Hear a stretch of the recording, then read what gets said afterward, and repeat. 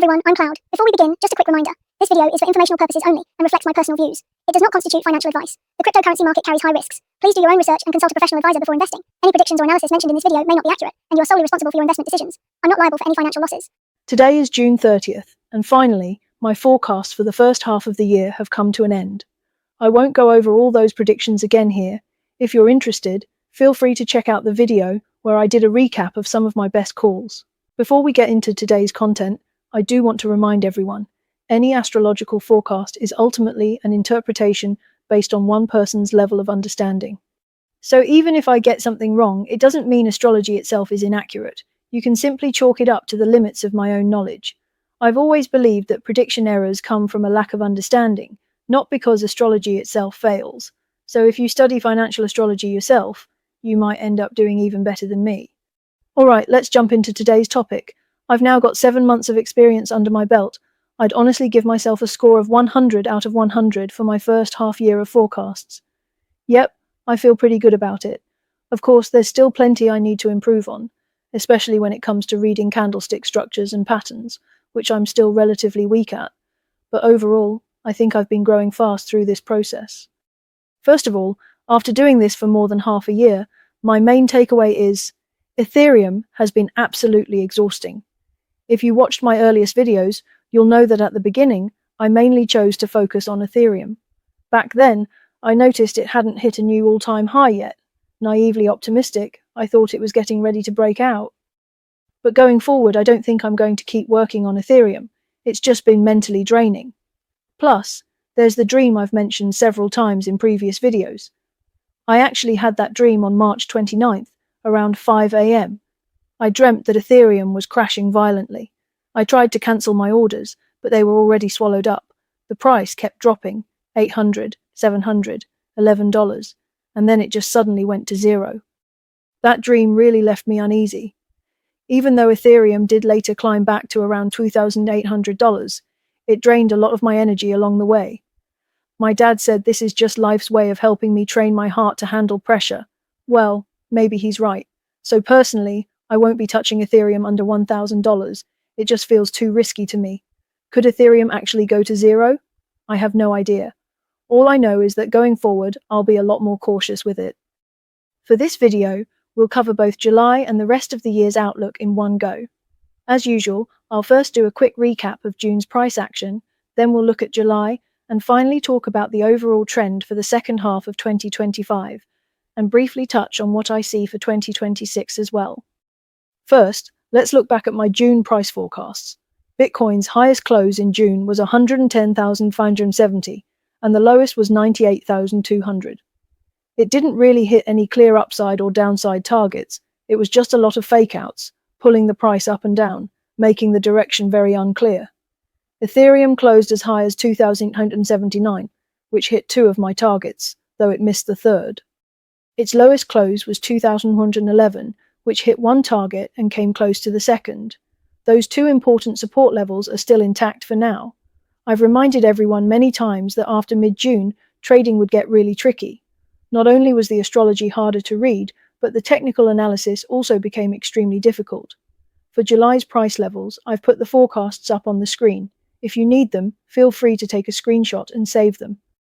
Bitcoin needs to stay above 105,200 to have any chance at upside targets. Ethereum needs to stay above 2,500 to look bullish.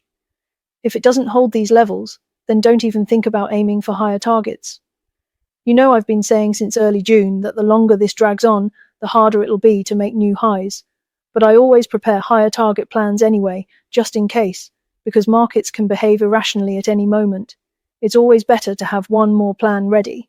Next, let's move on to the outlook for the second half of 2025. I'll also share some of my thoughts on 2026 while we're at it. I've been saying all along that starting June 13th, Jupiter moved into Ardra Nakshatra, and it's going to stay there until August 12th. During this period, there will be opportunities. Ardra is Shiva's Nakshatra, the energy of destruction and rebirth. So during this time, the market will likely see a pullback or even a black swan event. That could include things like the rumored tsunamis, shipping disasters, or other water-related catastrophes. Ardra can represent a single tear, a violent storm, or devastating floods. It's ruled by Rudra, the god of storms. That's why I think this crypto pullback will probably happen alongside natural disasters, storms, floods, or other extreme weather events. Of course, a financial crisis is also another possible expression of this energy. The second half of the year's storm cycle is going to kick off on July 5th, when Neptune goes retrograde. Neptune is currently in Pisces, so it wants to pop some of the bubbles and fantasies it has created and force people to face reality. This is going to be especially bad for low-value coins and meme coins. Personally, I'll be paying more attention to ADA and SUI, not for any special reason, I just happen to like their logos and names. I already said before that ADA would likely consolidate around the 0.5 range, and that's exactly where it is now. At this point, ADA looks very weak, so I'm still waiting to see if there might be a big liquidity spike that pushes it down toward 0.1. From what I've observed in ADA's historical price action, these kinds of big wicks have happened quite a few times. As for SUI, the support levels we talked about earlier have already been tested. On June 22nd, the price stopped at 2.2952. The two levels I'd given before were 2.248 and 2.224. It didn't dip that deep, just got close to the first support level before stabilizing. But the fact that it hit support this early means there's probably more downside coming. If this level breaks again, then we'll look at the next support, starting with 1. The first area to watch is around 1.7158. Then, around July 12th or 13th, Saturn will also go retrograde. Together with Neptune, it will start to deal with the bubbles and illusions in the market. Saturn retrograde will be really important because Saturn is Bitcoin's Atmakaraka planet, the planet with the highest degree in the chart. During Saturn retrograde, it's like going through a trial. Saturn wants to test the market's confidence and shake out anyone who lacks conviction or mental resilience. This retrograde will amplify fear, pessimism, and emotional exhaustion. Personally, I believe this bull market's final stage will wrap up around May 17, 2026, when Saturn moves into Revati Nakshatra in Pisces. After Saturn enters Revati, we'll be in the tail end of the cycle. So, I don't think the second half of this year will see new highs, or if we do get new highs, they probably won't be that impressive. And by the way, I also think the bottom for 2026 will happen in November or December. Most likely, it'll be triggered by something related to war. This is just my initial assessment. If anything changes, I'll update you in the future. To sum all this up, I think after Saturn goes retrograde on July 12th or 13th, Bitcoin will start to pull back and dig a deeper bottom. The riskiest window is going to be mid-July through mid-August.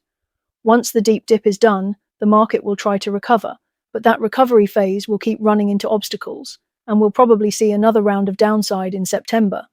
So in my view, the best potential for upward moves in the second half of the year will be in October.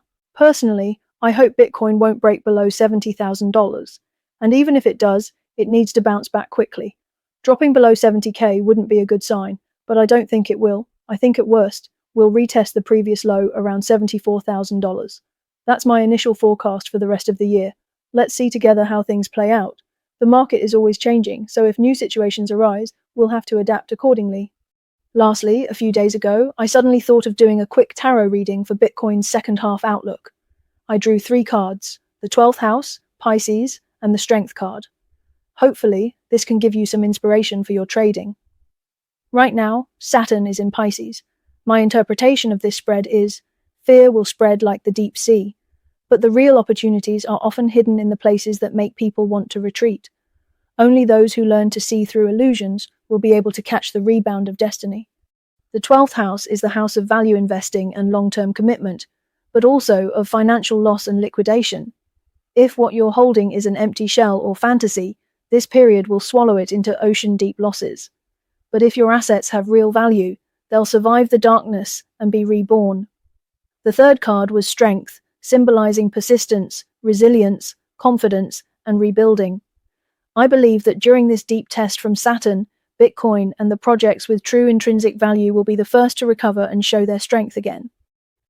Alright, that's it for today. Weekly forecasts should never be viewed alone. They must be combined with daily and monthly charts. The daily charts fill in what the weekly might miss. I wish you all the best. May you buy at the bottom and sell at the top. Don't forget to like, share, and subscribe to my channel if you found this helpful. Send this to your friends too. Thanks for watching, and I'll see you in the next one.